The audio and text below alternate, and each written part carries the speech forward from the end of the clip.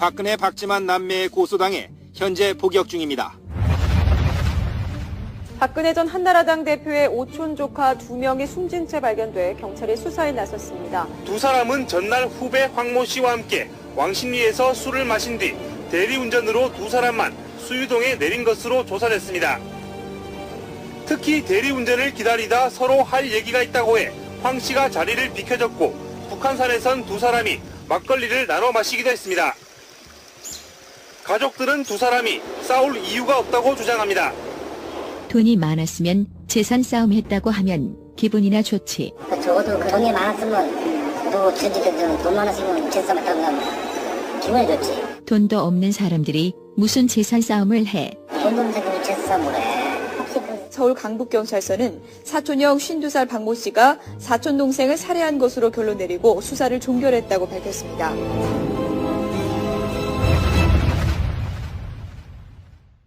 자, 다음. 이거 말이죠. 대단히 의시시한 주진우 특종입니다. 아주 무서운 가족 이야기예요. 네. 자, 주진우 스토리를 풀어봐. 네. 아버지가 흉탄에 돌아가시고 어린 동생들과 살 길이 막막한 한 젊은 처자가 있었습니다. 이 새끼 뭘지? 준비 많이 했는데. 아니, 시작한 거예요. 그 처자는 29살 나이에 영남대 이사장이 됩니다. 그리고 정수장학회를 거느리게 됩니다. 그런데 그 밑에 동생들은 유경재단이라고 아주 굉장히 큰 공원이 하나 있습니다. 거기 안에는 어린이 공원도 있고요. 어린이 회관도 있고 서울의 노른자 회 땅을 가진 재단을 갖게 됩니다. 거기다가 전두환 각하한테 6억 원, 지금 시세로는 한 200억 가량을 얼떨결에 살 길이 막막했어요. 나도 살 길이 막막하고 싶다. 누구나 그래요. 근데 이 가족들은 사이가 나빠집니다. 유경재단 때문인데. 그 누구하고 누구가 사이가 나빠져요? 박근영과 박지만이 한편이고 근혜 후보의 여동생 박근영 씨, 남동생 박지만 씨 이렇게 되는 겁니다. 이거는 유경재단에 대한 소유권 때문에 사이가 나빠집니다. 그래서 분쟁이 생기는 네, 거죠. 그래서 1990년 11월 23일에 동아일보에 이런 보도를 합니다. 그해 8월 청와대에 탄원서가 한 장 날라오는데 고 박정희 대통령의 유자녀 중에서 근영 지만 씨의 이름으로 한 통의 탄원서가 날아들었다. 대우 대통령한테. 네. 사기꾼 최태민을 엄벌해서 최 씨에게 포위당해 있는 언니 박근혜를 전직 국가원수 유족의 보호 차원에서라도 구출해달라. 이런 내용의 탄원서가 나옵니다. 그러니까 동생 둘이 누나이자 언니를 상대로 탄원서를 당시에 대통령에게 냈다라고 동아일보가 보도한 거예요. 우리가 말한 게 아닙니다. 자, 그리고는 2000년대 들어서 유경재단에서는 폭력 사태가 계속 이어집니다. 한쪽에서 깡패를 보내면 저쪽에서 폭력배를 보내고 한쪽에서 장애단체를 보내면 한쪽에서 또 다른 장애단체. 특별히 2007년 11월에 거의 분쟁이 마무리될 때는 유경재단 이사장, 당시 박근영 이사장을 쫓아내기 위해서 큰 폭력 행위가 있었는데 그때 동원된 사람들이 한센인 100여 명과 용역 100여 명이었습니다. 한센인이라 하면은 옛날 말로 나병 환자. 그렇습니다. 유경재단을 둘러싼 동생들과 맏딸 간의 분쟁이 그때 일단락이 되죠. 일단락이 되죠. 그 당시에는 박근영과 박지만 사이가 벌어져서 박지만은 박근혜 후보한테 가서 붙습니다. 그래서 박지만 이지 회장 측에서 박근영 전 이사장을 쫓아내는 그런 형국이었습니다. 자, 그러니까 처음에는 둘째, 셋째가 한편으로 탄원서를 보냈지만 그것이 십몇 년이 흘러서 2007년 양쪽 간의 분쟁이 마무리되는 그 시점에는 첫째와 셋째 사이가 한 배를 탔다. 그렇죠. 이렇게 정리가 되는 그래서 거죠? 둘째 누나를 쫓아냅니다. 그때 이 폭력 사태를 주도하던 사람이 있었는데 박용철이라는 사람이었습니다. 이 사람은 박 후보의 오촌이었고요. 박지만 씨의 최측근으로 활약합니다. 이분은 유경재단 어린이회관 관장을 맡습니다. 자, 박용철이라는 사람 기억하십시오. 자, 박용철 이름을 기억하세요. 박용철. 네. 여기까지. 1차 사건은 유경재단을 둘러싼 폭력 사태. 남매 간의 분쟁이 이렇게 정리가 되는데 그때 그 실무를 담당한 사람의 이름이 박용철 씨였다. 네. 그런데 2007년에 박용철 씨라는 사람이 박근영 그 전 유경재단 이사장의 남편 신동욱 씨하고 중국에 갑니다. 중국 칭다오라는데 칭다오에 도착한 첫날 밤 신동욱 씨가 자기가 신변의 위협을 느끼다. 누가 나기를 죽이려고 한다고 해서 건물에서 뛰어내려요. 그래서 다리가 부러집니다. 자, 뛰어내려? 신동욱 씨는 둘째. 그러니까 이 분쟁에서 지게 되고 유경재단에서 쫓겨나게 되는 둘째인 박근영 씨의 남편입니다. 그래서 다리가 골절상을 입고 공안한테 신고를 해요. 내가 죽을 것 같다고 해서. 그래서 한국에 들어오자마자 겨우겨우 생명을 부지했다고 하고 신 씨가 주장하기 시작합니다. 박지만 씨가 중국에서 자기를 죽이려고 했다. 유경재단을 강탈하더니 나를 죽이려고 했다. 얘기하고 다니기 시작합니다. 이것은 신동욱 씨의 얘기입니다. 주장입니다. 그러니까 네. 박근영 씨 둘째 남편 되는 분이 네. 셋째 동생이 자신을 죽이려 했다는 주장을 합니다. 그리고 계속해서 인터넷에 이런 글을 쓰는데 유경재단 강탈 사건은 박지만은 허수아비에 불과하고 그 배우는 박근혜 측근이다. 유경재단 어린이학을 다른 사람도 아닌 설립자 유자녀가 폭력재단으로 만들어버렸다. 이렇게 글을 쓰기 시작합니다. 근데 신동욱 씨는 이렇게 주장하다가 구속됩니다. 무슨 사유로? 신동욱 씨가 나를 청부 살해하려고 하였다. 네 그렇게 얘기했는데 청부 살해 의혹은 있었어요. 하지만 박지만이 아니고 박지만 밑에 있는 박지만 비서들이 그런 거를 꾸몄지 박지만은 아니다. 재판 결과가. 재판 결과가 그랬습니다. 그래서 왜냐하면 신동욱 씨의 주장은 박지만 씨다라고 주장했는데 네, 판결은 네. 박지만과 연관성을 거기까지는 입증할 수 없다. 수 없다. 이렇게 해서 신동욱 씨가 구속됩니다. 명예훼손과 허위사실 유포로. 이거는 박지만 씨도 고소를 했고 박근혜 씨도 고소를 했습니다. 그러니까 첫째하고 셋째가 둘째의 남편을 고소해서 구속이 된 거죠. 자, 이게 두 번째 사건입니다. 네. 박용철 씨 기억하시죠? 아까 유경재단에서 한센인을 동원해서 폭력 사건을 주도했던 사람이었고 그리고 신동욱 씨를 중국에 데려가서 네. 청부 살인하려고 했다고 지목받은 그 당사자가 박용철 씨입니다. 네. 그러니까 신동욱 씨가 박용철 씨와 중국에 갔는데 신동욱 씨의 주장은 네.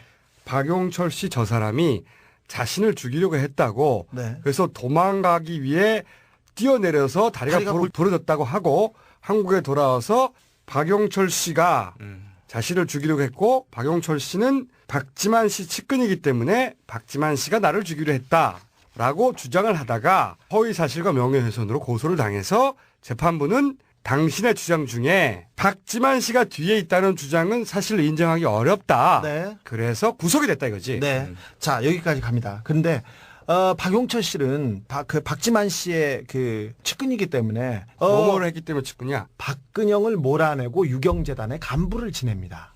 박지만 측 사람으로. 그래서 예. 유경재단 일을 다 보았습니다. 그리고 박지만 주변에서 일을 도맡아 처리하는 일이 많았다고 합니다. 그런 그래서 측근인 박용철 씨가 이 사람이 재판에 나와서 이 박지만은 내 지시는 아니다. 박지만이 신동욱을 납치 사주한 일이 없다.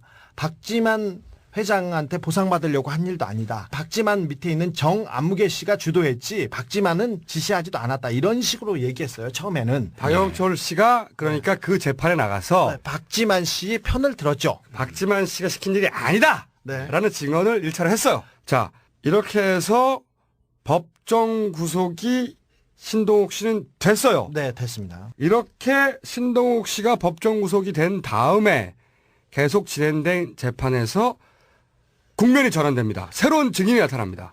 여기서부터 더 중요해. 네. 유경재단의 전 법인실 부장인 이안무개 씨가 나타납니다.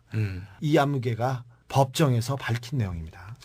박용철 씨가 신동욱 교수를 죽이라고 박지만 회장이 이야기한 내용을 녹음한 것이 있고 통장으로 비용을 붙여준 증빙이 있다. 나 혼자는 그냥 죽을 수 없다. 그러니까 박지만이 시켰다. 박지만이 시켰다. 그러니까 이 얘기를 한 거죠. 박용철 씨가 갑자기 심경의 변화를 일으킵니다. 그 이유는 우리도 몰라. 네. 중요한 건 심령의 변화가 일어났다.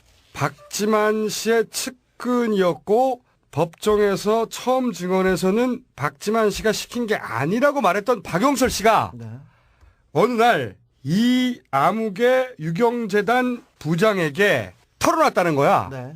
털어놨는데 그 내용이 뭐냐면 박지만 씨가 살인을 교사했고 비용을 붙여줬다는 주장, 그런 주장을 털어놨고 그 이야기를 들은 이 암흑의 부장이 재판에 나와서 네.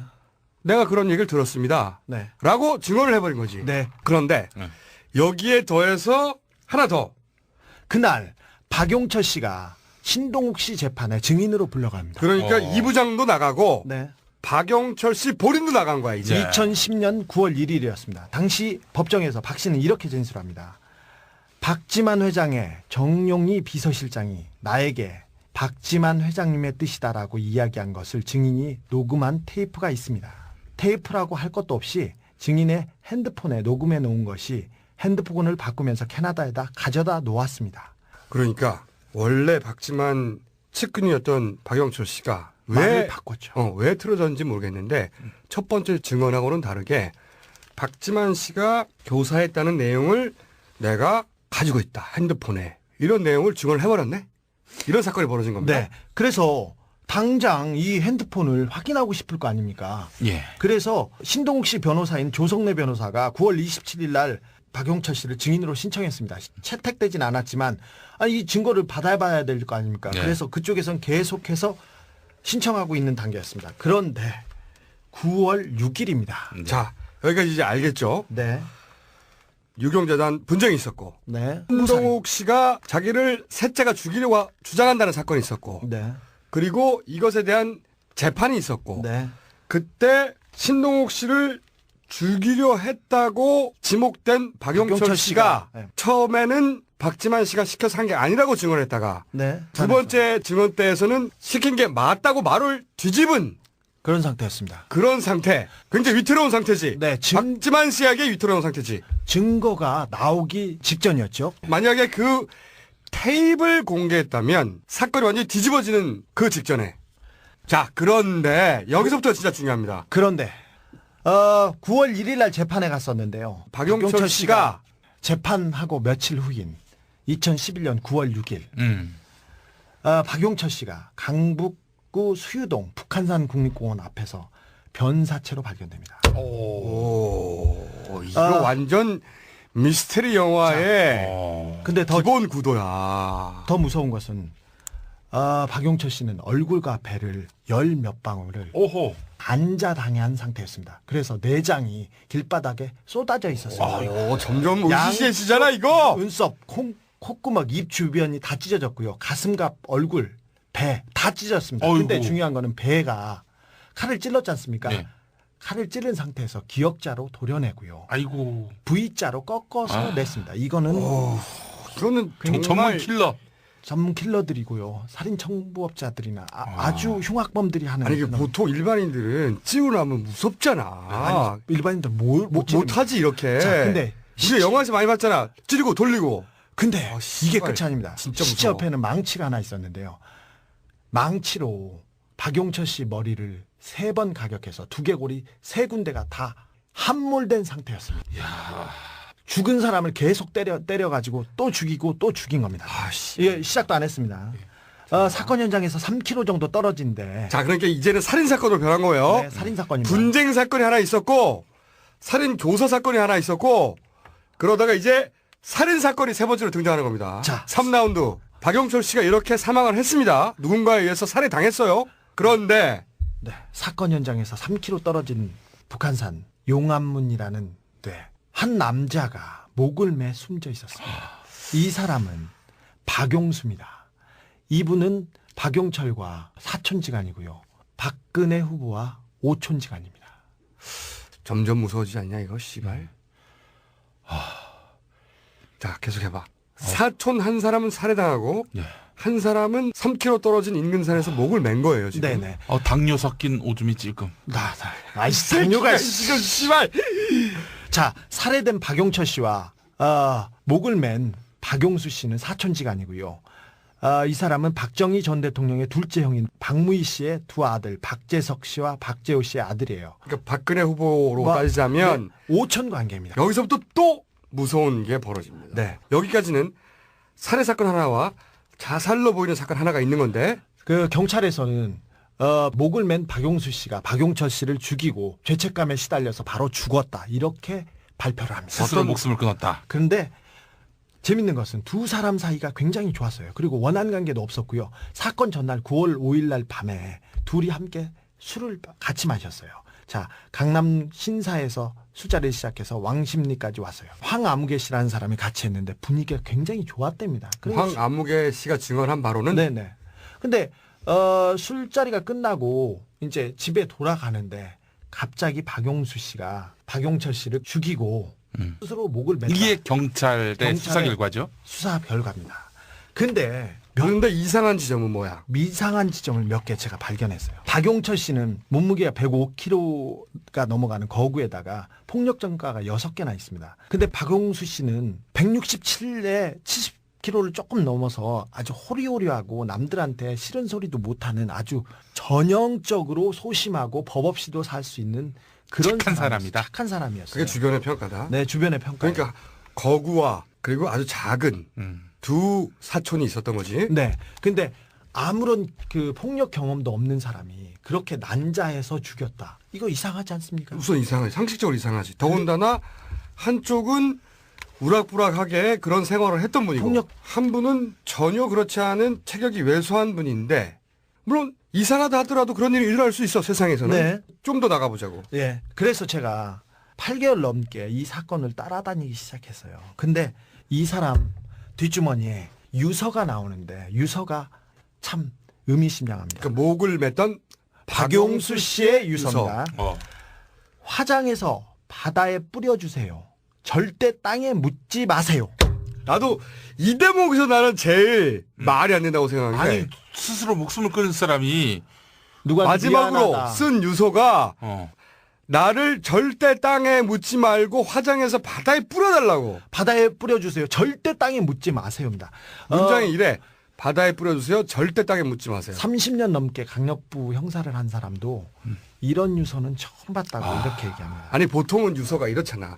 누가 잘못했다. 자신의 원망, 한 그리고 후회 이런 것들이 가득 담기게 마련인데 죽기 직전에 쓴 유서가 절대 땅에 묻지 말아주세요. 이건 마치 저와 관련된 어떤 증거도 남기지 말아주세요. 이렇게 들리잖아. 자, 국가서에서 필적 감정을 했어요. 근데 서로 비교하거나 대조할 수 있는 문자도 없고 뭐 특별한 아라비아 숫자도 없고 그래서 이들 필적에 대한 특이한 부분과 공통된 부분의 특징을 구분할 수 없다. 그러니까 유서가 박용수 씨의 것인지 확인할 수 없다. 이런 식으로 나왔어요. 결론은? 근데 제가 다른 글을 찾아서 사설 감정원에 맡겨봤는데 박용수 씨 필적을 UP를 찾았어요? 네, UP를 찾아서 이렇게 했는데 서로 같다고 볼 수 없다. 이렇게 사설 감정원에서는 확증할 수는 없지만 자기는 서로 같은 게 아니라고 본다. 이렇게 저한테 얘기해 줬습니다.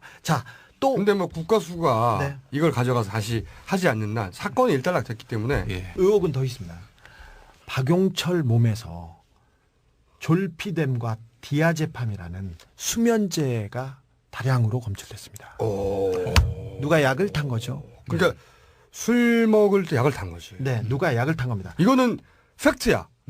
주장이 아니라 그런 성분이 나온 것은 부검 결과 나온 거지. 부검 결과를 또 저희가 빼서 봤습니다. 부검 감정서였는데 그러니까 누가 약을 탄 거는 분명합니다. 근데 더 의심이 가는 거는 자살한 박용수 씨 몸에서 알약이 하나 나오는데 설사약으로 의심되는 약이 나옵니다. 이건 어떤 의미냐? 아니 스스로 목숨을 끊을 분이 자, 말이 안 되잖아. 중요한 거는 박용철이 죽고 박용수가 죽는 데까지 이동하는 시간이 1시간 반 정도 걸립니다. 근데 몸에 알약이 들어가면 30분이면 다 녹아요. 근데 알약이 그대로 남았으면 죽기 20분 정도 전에 설사약을 먹었어요.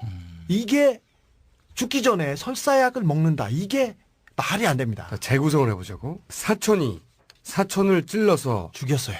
잔인하게 죽였어. 그리고 나서 자신이 야산으로 걸어가. 목을 매기 위해서. 근데 목을 매기 20분 전에 설사약을 먹어. 말이 안 되잖아. 이 자체는 말이 안 됩니다. 근데 여기서 하나 추정해 볼 수 있는데 경찰들이나 오래된 베테랑 형사들한테 물어보면 그러니까 왜 설사약을 먹었을 것 같으냐. 네. 자, 목을 맨 사람은 거의 대부분 사정을 하고 설사를 합니다. 쏟아냅니다. 그래서 어떤 형사의 주장입니다. 네? 어떤 형사의 주장인데 자살로 보이기 위해서 누군가가 약을 먹인 게 아닌가 이런 얘기를 하기도 했습니다. 그런 의혹인 건데 이것은 의혹입니다. 네. 어떤 형사의 의혹이라도 상당히 설득력이 있네. 그러니까 그런 거지. 죽이기 전에 설사약을 먹이고 죽인 다음에 자살로 위장하기 위해서 먹인 게 아니겠는가. 설사를 유도하려고. 네. 박용철 씨는 만취 상태에다가 수면제를 먹었기 때문에 한거불능이었습니다. 그런데 박용수 씨의 목과 팔, 무릎 곳곳에 긁힌 상처가 있습니다.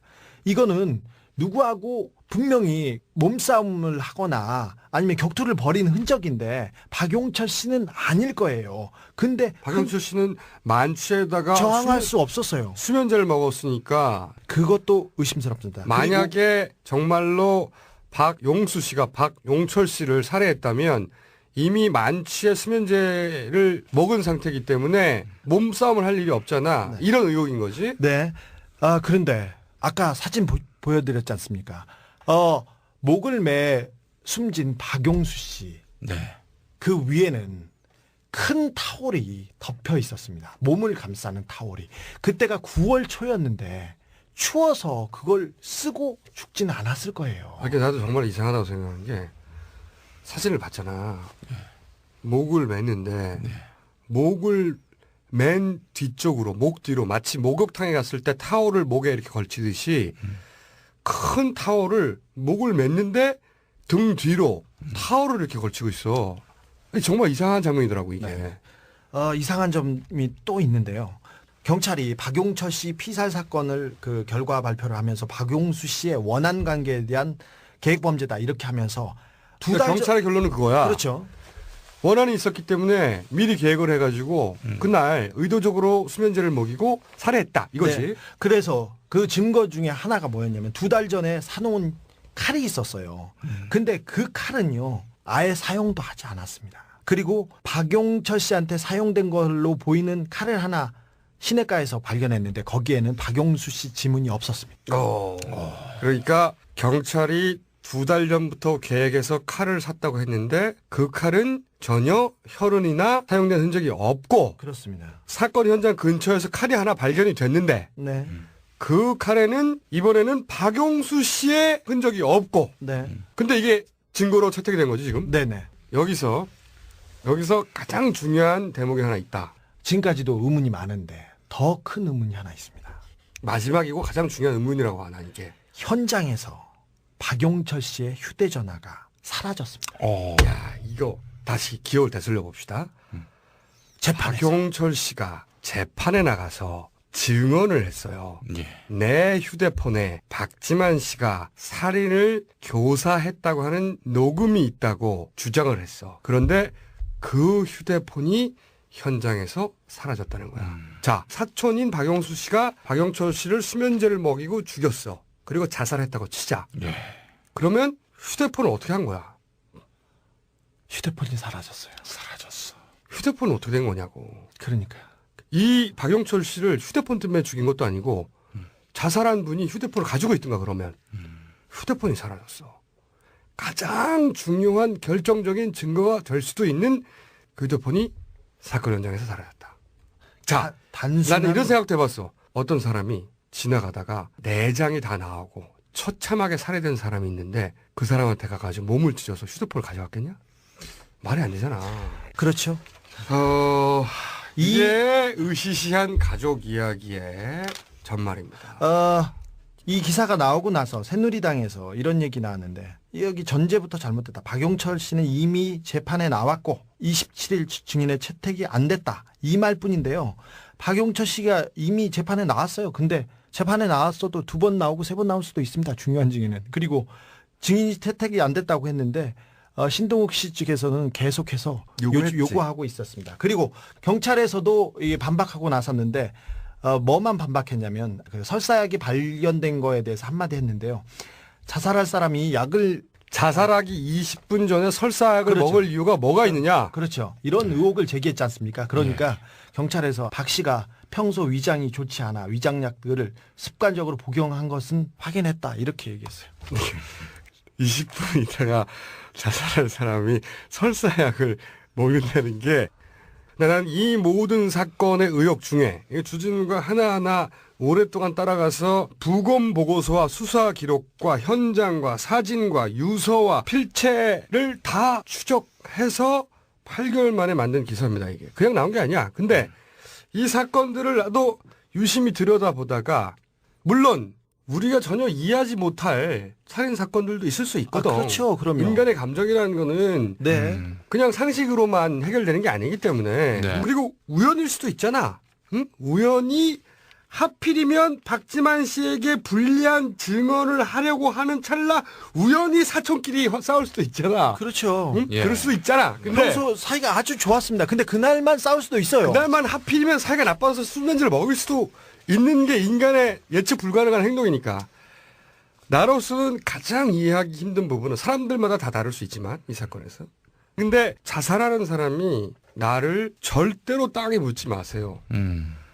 가족에 대한 이야기도 아니고 내가 왜 살인을 할 수밖에 없는 이야기도 아니고 내가 어떤 원한이 있었는지 누구에게 미안한지 그런 얘기가 다 빠지고 그냥 달랑 두 줄.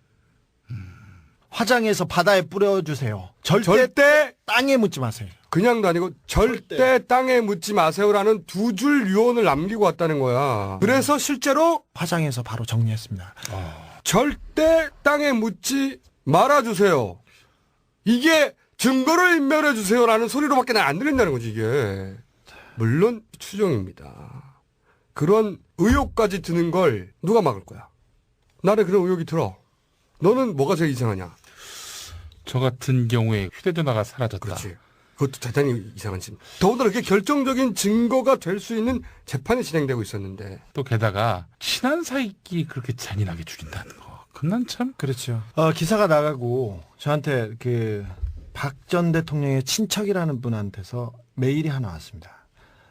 기사를 읽어봤는데 수고 많으셨다. 정치적인 이유로 이제서야 진실이 나왔다고 하더라도 구천을 떠돌고 있는 한맺힌 원원들을 위해서 이런 기사를 써서 대단히 감사합니다. 이렇게 하면서 몇 가지 정황을 얘기해 주는데 네, 친척이. 근데 친척이 아니면 모를 내용이었는데 가족들이 현장에 도착했을 때 살인 현장이 물청소를 해가지고 너무 깨끗해가지고 가족들은 너무 당황했고요. 박용수 씨가 지내던 여관이 있었는데 거기에 접근하지 못하도록 막았답니다.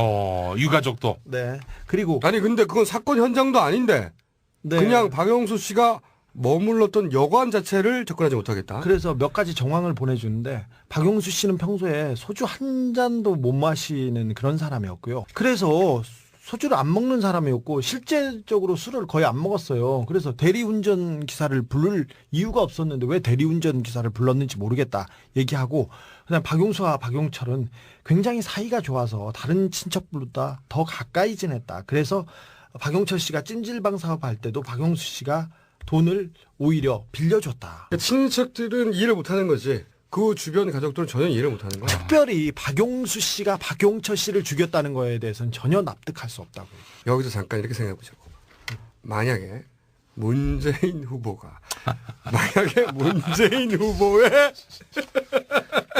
형제와 문재인 후보가 어떤 제사를 놓고 고소고발을 했는데 그중에 이렇게 사촌이 살인사건이 나가지고 미스테리하다. 이거 언론에 얼마나 나왔을 것 같아? 안 죽어요. 뭘 나와요. 후보에 나오지 못해요. 네. 후보에 못 나오고 지금 대선 기간 내내 그걸로 시달리고 있어. 자, 박근혜한테만 되는 나라, 박근혜가 꿈꾸는 나라. 더 많은 내용이 있는데 좀 복잡해질 것 같아서 오늘은 간단하게 여기까지 하겠습니다. 자, 이것이 박근혜 후보의 유경재단을 둘러싼 재산 분쟁으로부터 출발해 미스테리한 살인과 자살로 끝난 사건에 대한 1차 보고 풀어봐. 네. 아버지가 흉탄에 돌아가시고 어린 동생들과 살 길이 막막한 한 젊은 처자가 있었습니다. 이 새끼 뭘지?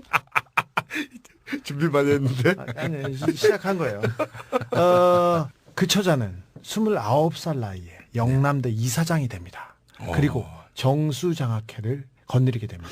그런데 그 밑에 동생들은 유경재단이라고 아주 굉장히 큰 공원이 하나 있습니다. 거기 안에는 어린이 공원도 있고요. 어린이 회관도 있고 서울의 노른자의 땅을 가진 재단을 갖게 됩니다. 거기다가 전두환 각하한테 6억 원, 지금 시세로는 한 200억 가량을 얼떨결에 살 길이 막막했어요. 나도 살 길이 막막하고 싶다. 누구나 그래요. 근데 이 가족들은 사이가 나빠집니다. 유경재단 때문인데. 그 누구하고 누구가 사이가 나빠져요? 박근영과 박지만이 한편이고 박근혜 후보의 여동생 박근영 씨, 남동생 박지만 씨 이렇게 되는 겁니다. 이거는 유경재단에 대한 소유권 때문에 사이가 나빠집니다. 그래서 분쟁이 생기는 네, 거죠. 그래서 1990년 11월 23일에 동아일보에 이런 보도를 합니다. 그해 8월. 이름이 박용철 씨였다. 네. 그런데 2007년에 박용철 씨라는 사람이 박근영 그 전 유경재단 이사장의 남편 신동욱 씨하고 중국에 갑니다. 중국 칭다오라는데 칭다오에 도착한 첫날 밤 신동욱 씨가 자기가 신변의 위협을 느끼다. 누가 나기를 죽이려고 한다고 해서 건물에서 뛰어내려요. 그래서 다리가 부러집니다. 자, 뛰어내려? 신동욱 씨는 둘째. 그러니까 이 분쟁에서 지게 되고 유경재단에서 쫓겨나게 되는 둘째인 박근영 씨의 남편입니다. 그래서 다리가 골절상을 입고 공안한테 신고를 해요. 내가 죽을 것 같다고 해서. 그래서 한국에 들어오자마자 겨우겨우 생명을 부지했다고 하고 신 씨가 주장하기 시작합니다. 박지만 씨가 중국에서 자기를 죽이려고 했다. 유경재단을 강탈하더니 나를 죽이려고 했다. 얘기하고 다니기 시작합니다. 이것은 신동욱 씨의 얘기입니다. 주장입니다. 그러니까 네. 박근영 씨 둘째 남편 되는 분이 네. 셋째 동생이 자신을 죽이려 했다는 주장을 합니다. 그리고 계속해서 인터넷에 이런 글을 쓰는데 청와대에 탄원서가 한 장 날라오는데 고 박정희 대통령의 유자너 중에서 근영 지만 씨의 이름으로 한 통의 탄원서가 날아들었다. 대우 대통령한테. 네. 사기꾼 최태민을 엄벌해서 최 씨에게 포위당해 있는 언니 박근혜를 전직 국가원수 유족의 보호 차원에서라도 구출해달라. 이런 내용의 탄원서가 나옵니다. 그러니까 동생 둘이 누나이자 언니를 상대로 탄원서를 당시에 대통령에게 냈다라고 동아일보가 보도한 거예요. 우리가 말한 게 아닙니다. 자, 그리고는 2000년대 들어서 유경재단에서는 폭력 사태가 계속 이어집니다. 한쪽에서 깡패를 보내면 저쪽에서 폭력배를 보내고 한쪽에서 장애단체를 보내면 한쪽에서 또 다른 장애단체. 특별히 2007년 11월에 거의 분쟁이 마무리될 때는 유경재단 이사장, 당시 박근영 이사장을 쫓아내기 위해서 큰 폭력 행위가 있었는데 그때 동원된 사람들이 한센인 100여 명과 용역 100여 명이었습니다. 한센인이라 하면은 옛날 말로 나병 환자. 그렇습니다. 유경재단을 둘러싼 동생들과 맏딸 간의 분쟁이 그때 일단락이 되죠. 일단락이 되죠. 그 당시에는 박근영과 박지만 사이가 벌어져서 박지만은 박근혜 후보한테 가서 붙습니다. 그래서 박지만 이지 회장 측에서 박근영 전 이사장을 쫓아내는 그런 형국이었습니다. 자, 그러니까 처음에는 둘째, 셋째가 한편으로 탄원서를 보냈지만 네. 그것이 십몇 년이 흘러서 2007년 양쪽 간의 분쟁이 마무리되는 그 시점에는 첫째와 셋째 사이가 한 배를 탔다. 그렇죠. 이렇게 정리가 되는 그래서 거죠. 둘째 누나를 쫓아냅니다. 그때 이 폭력 사태를 주도하던 사람이 있었는데 박용철이라는 사람이었습니다. 이 사람은 박 후보의 오촌 이었고요. 박지만 씨의 최측근으로 활약합니다. 이분은 유경재단 어린이회관 관장을 맡습니다. 자, 박용철이라는 사람을 기억하십시오. 자, 박용철 이름을 기억하세요. 박용철. 네. 여기까지. 1차 사건은 유경재단을 둘러싼 폭력 사태. 남매 간의 분쟁이 이렇게 정리가 되는데 그때 그 실무를 담당한 사람의 박근혜 박지만 남매에 고소당해 현재 복역 중입니다. 박근혜 전 한나라당 대표의 오촌 조카 2명이 숨진 채 발견돼 경찰이 수사에 나섰습니다. 두 사람은 전날 후배 황모 씨와 함께 왕십리에서 술을 마신 뒤 대리운전으로 두 사람만 수유동에 내린 것으로 조사됐습니다. 특히 대리운전을 기다리다 서로 할 얘기가 있다고 해 황 씨가 자리를 비켜줬고 북한산에선 두 사람이 막걸리를 나눠 마시기도 했습니다. 가족들은 두 사람이 싸울 이유가 없다고 주장합니다. 돈이 많았으면 재산 싸움 했다고 하면 기분이나 좋지. 적어도 그 돈이 많았으면 누구 주지든 돈 많았으면 재산 했다고 하면 기분이 좋지. 돈도 없는 사람들이 무슨 재산 싸움을 해. 돈 없는 사람이 재산을 해. 서울 강북경찰서는 사촌형 52살 박모 씨가 사촌 동생을 살해한 것으로 결론 내리고 수사를 종결했다고 밝혔습니다.